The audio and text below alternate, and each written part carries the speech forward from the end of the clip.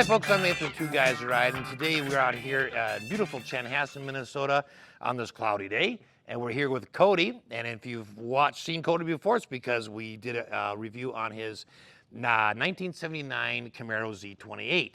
And now we're doing his 1980 Camaro Z28. Yep. So, now, when we did your 79, that was your first car, and you did it in high school. Yep. This is kind of like the second project. Yep. Okay, so let's start with how you got the car. Yep. So once I finished the first car, was always looking for another project. I wanted to learn how to drive stick. Okay. And I knew these cars had T-tops, and I thought that was the coolest thing ever. So I wanted to find a stick car that had T-tops. All right. So, you know, in between college classes, like anyone would do, checking Craigslist, checking Facebook Marketplace. One day, this pops up down in Henderson. Guy had it, $2,600. So I sent him a message. I said, "Can I come down after class on Friday and take a look?" And he said, "I got 8 other people coming to see it." And I said, "How about I come after class on Thursday?" So went down to Henderson. I went to Bethel University up north of St. Paul. Right. So drove down to Henderson with a buddy, looked at it, checked it out, you know, kind of knew from my first project where the problem spots were for rust, Okay. and some other things. Looked good. I gave him a couple $100 and said I'd be back with a trailer Saturday morning. So bought the car, and then the project began. So in total, how long did it take from the beginning of the project to what we see today? So this one took 2 years. 2 years? Yep. It's even shorter. Yep, a little shorter than the first Well, you're time. a little more knowledgeable this Yep. time. Learned a couple things, made a few mistakes on the first one, kind of knew what to do the second time around. Okay, so, you know, talk us through, because this is, I mean, you've redone like almost everything except for taking the frame all apart, right? Yep. I mean, you have repainted this, you've done body work, you've replaced the engine and transmission. Yep. You've redone the entire interior. I think you've taken apart the dashboard on this one too. A couple times, actually. Yep. A couple times. Yeah. Okay. Maybe 5. Oh, wow. All right. So, to me, it looks fairly stock. Yep. You know, except for like the LED headlamps would be an aftermarket item. Yep. With the electric light orchestra. Yep. Yeah. But the bumper, Yep. that's the turn signals would have been original. This one had, well, tell us about that, the scoop on Yeah, the so front. 8081 Camaros had this air induction hood scoop. So it has a functional flapper door on it that when you push the accelerator past 70%, it's got a solenoid and it kicks open. Okay. And so the factory air cleaner had a gasket that's sealed on there, and so it sucked fresh air down in through there. Okay. Yep. Now, what engine did it have originally? Yep, so it had a small block 350 Okay. in it. And what did you put in it? So it's still the factory block. Funny story, 10 miles after I bought it, spun 2 rod bearings. Oh.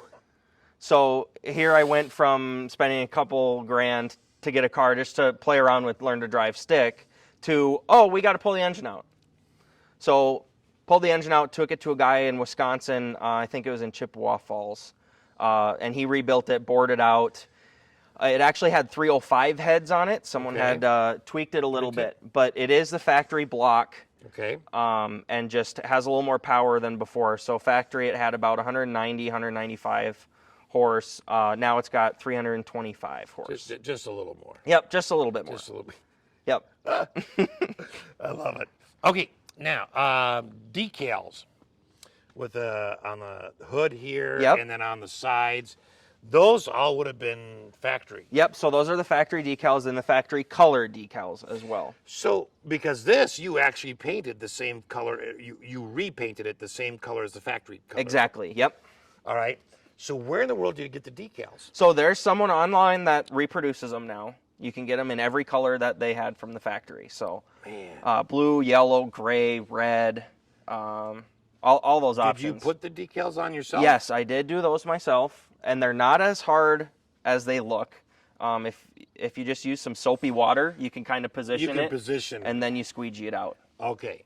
I learned that lesson on my first car. On the first car. Yep. You know, it's nice to have that second car because Right. you can take care of all those little issues. Okay, Right. can we pop the hood and take a look underneath? You bet. Oh, man. All right, so, wow, what a, sheesh. That's like bigger than the passenger compartment. Uh-huh. Man. Yeah, you could fit a few more people in here. Or a jacuzzi or, you know, a small pool. Yep. Okay, so, first of all, it looks great, Cody. I mean, it really looks nice. With all the chromed pieces you've got on there. I love where it says 1980 Camaro on there. All right, but during restoration, this was all empty. Yep, this was completely empty. Had to replace some inner fenders. Those were rusted, and the battery tray was shot, and that's like apparently integral to the frame. They have bolts through the big frame. Okay. So I had to get the grinder out and grind that out, and then had to replace the inner fender because I grinded off part of the inner fender. Okay. So that was Interesting. a learning experience. I didn't learn on my first one, but still had some fun. These would have originally been there. You've just gotten chromed ones? Yep, so those are just the fender braces from Okay. the core support to the fenders. And so Okay. those were usually black, just painted black, but they make chrome ones. So you get the engine block redone, and then you build the rest, you know, put the rest of the engine back on. Well, a new version, right? Yep. On that part. Did you do that work yourself? Yep, so aside from rebuilding the internals of the engine, I did everything else myself. So I put different valve covers on with the Camaro words because, you know, sometimes at car shows, if you don't have it say Camaro somewhere, people don't know what it is. Okay. So little extra with the Camaro logo on those, and then, you know, water pump, alternator, power steering, I can do all that. It's pretty straightforward. Now, did you have any help from family members on this one? Yeah, so this one, my dad helped me a lot on this one. Of course, that means too. he gets to borrow it every other weekend. He likes to drive the black one more Okay. than this one. Okay. But sometimes I'll let him. That's nice of you. Uh-huh. Okay, let's close this and let's move down the side here. We'll go down this side. Let them film that one. All right. So here's one of the differences. You know, if you watch the video on the '79 Z28, that had fins Yep. on the side. This one has something different. Yeah, so this one's just got the one hole. It's still functional, just like on the 79. They just changed the design a little bit. Okay. So that's one of the differences from 79 to 80. There's a couple more. The 80 also has these rear, Yeah. I don't know what you would call them, fender flares, quarter Yep. panel flares. So they added those on the rear just like on the front. Okay. And then The front actually looks almost identical. the to front the is 79. exactly the same. Okay. Yep. But the right in front of the rear wheel, that would have been a new thing. Yep, so that was Okay. a new option. And then the aluminum wheels changed from 79 to 80. So they went from the turbine to these aluminum 5 spokes. All right. Now, did you paint these wheels? I did not paint them. Okay. Because they were not that color originally. No, so But that is the original rim. It is the original rim, yep. Cool. So one of the options you could get on these cars was color matched, but they only offered it in black, red, and yellow, Okay. or gold. So when I was redoing it, I thought, oh man, that would pop if I could color match the wheels. So took it up to the guy in White Bear Lake that did my other wheels. Okay. Brought him one of the fender flares that I had painted and said, match it. Okay. And he got it pretty darn close. He did really well. Yep. Boy, oh boy. Now, T-tops. Mm-hmm. You wanted a T-top. I wanted T-tops. That's got a great look to it. And especially with the tinted, you know, Yeah. so the dark tinted, it makes it look black. Yeah. With the blue, just sets it off. Yeah. Oh my gosh.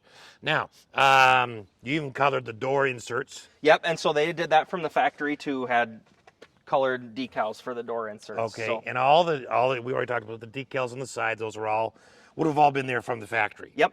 And this is, again, factory color. This is the factory color, code 24, bright blue metallic. Now, you sprayed this one yourself. A buddy and I did, yep. Okay. I mean, I hope it comes across on camera because this is a really nice paint job. But Yeah. you're not a professional painter. No, my buddy is. Okay. And he does body work for a body shop here in town. So he taught me a few more advanced techniques on body work. We had to cut and weld out some rust, especially in the T-top channels. There was some good Swiss cheese under there. And so I did the body work again, and then he would come over and check it and be like, you need to spend 5 more hours here, 6 more hours there. It's a lot of time on body work, isn't it? Yeah, I spent Just about a whole summer, so 3 months, doing all the body work on this. Okay. Now, and you did it yourself. Yep. Maybe a little help from Dad now and then. Little help from Dad, little more help from my buddy, who's the professional painter. Okay. He got it a little more perfect after I dropped it off. Okay. We sprayed it at his house in the driveway in an inflatable spray booth. Oh, those are really neat. Yeah, I've seen those. Yeah, it's like Yep. a bouncy castle, Yeah. you know. Yep. They had them out at SEMA a couple years ago. Man, but it's great. I mean, I couldn't tell you that this wasn't professionally done. Okay, let's talk about the back end here. Exhaust, did you do anything different with that? So the exhaust is how I bought it from the guy. Okay. It's got dual exhaust all the way through on it. A little bit louder than my other one. I don't know how much muffling the mufflers do. They sounded good when you drove in. Yeah, so it is a little louder. I think it sounds better, but my neighbors might not think so. Now, again, gas cap would have been right underneath the Z28. Yep. All right, turn on your flashers a minute. You've done something really cool, a little modification. So that's not on this one. Oh, That's shoot, only on the other one. Oh, shoot, that's on the other one. Okay. All right, we'll get that. All right. So, all right, can you open up the trunk? Yeah. Just, it's always interesting to see how big or small these are. Yep. Okay, well, that was pretty spacious for a pony. I mean, that's... Yeah, so there would be a spare tire in there that would pretty much take up that whole area. Yep. Not leaving a whole lot for luggage there. No, and the T-tops, if you took them off, they wouldn't fit in here with the spare tire. So But you had enough room for your 8-tracks. Yes, all 3 boxes of them. That's... Oh... At least you have a selection. You don't have to listen to the same one over and over again. Yep. And it is big enough that you could fit a person in here. I had to replace the speakers, and to get to them, had to lay sideways in the back seat to get to them. So you know it works. Yep. So is this like a one Jimmy Hoffa car? Right. Okay. All right. So on the interior, I mean, you'll see this in the restoration pictures, but it did not look like this. No. Oh, man, it looked bad. The center console had a hole cut in it. The dash was cracked. The seats were ripped. You could see the foam. There's bugs living in the seats. Yeah. All right. So this got a complete restoration on the inside. Yep. Carpet, the little headliner that you would have. Actually, I don't even know if it had a headliner. There is headliner. There in is a little bit. Just in between the T-tops and a little on the back. Okay. Carpet, everything else, the dashboard. So that's all been either replaced or refurbished. Yep, pretty much everything's been replaced. A couple of the lower dash parts I was able to reuse, but the dash pad was cracked. The console, I had to get a new one. The back seat panels were still okay. Recovered the seats. I learned how to do that myself. Right. On your first car, you let someone else. You had someone else do it, and they did a really great job. But this one you did. This one I did all myself. So I bought new foam and new covers. Got the hog ring set and hog ring them to it. Okay. Yep. Well, they look professionally done. Yep. Cody, I mean, that's just, wow. You wouldn't know. Right. Okay. Now, original door cards? They're new ones. New ones, Yep. but original to what would have been on the car? Exactly. Yep. Okay. So you notice like on the 79, you had a Z28 right here and stuff. And that kind of stuff would be gone on the standard one. Yep. Now, so this is what the normal dashboard looks like. Yep. So and would have looked like on your 79. Yep, and it does under my refinishing on the other one. So this is what the dash looks like. Got the 85 mile an hour speedometer, unlike the 79. But everything else is the same. I rebuilt the clock, so the clock actually works. That was one of the biggest issues with these. Sometimes out of the dealer lot, the clocks didn't work. So. You got climate control down on the left side. Does this air conditioning work? It does not. I ripped the air conditioning out of this one too. What is it with you and air conditioners? Well, you got T-tops on this one. What do you need air conditioning there you for? Go. There you So go. I always drive with the tops off. I mean, even if it's 95, it's not too bad. You do get a good sunburn on your forehead though sometimes. Now, what I love here, and we talked about this when we did the 79 Z28, because that has a modern, old-fashioned looking stereo system. Yep. But it originally had a cassette player, and that's why I was asking you in that video about it, because this one is a year newer, but has the 8-track. Yeah. What was the deal with that? It was an option, and I guess whoever ordered it wanted an 8-track. I love it that you got Billy Joel in there. Yep, so I was listening to Billy Joel on the way over. I've got a good selection of some good 70s and 80s. Of course, my favorite Electric Light Orchestra. I've got pretty much a whole a whole case full of all their tapes. Well, you've done well finding all those. Yeah, they're hard to find, but if you go to enough antique stores, you'll find them. You'll find them. Yep. So the 8-track radio does work. Okay. It did not. So there's a guy in Arizona that rebuilds them, and then he puts new internals in it. Okay. So it's got a new radio receiver. You don't have to worry about any of that going out, and then it's got a Bluetooth module in it too. Oh, sweet. Yep.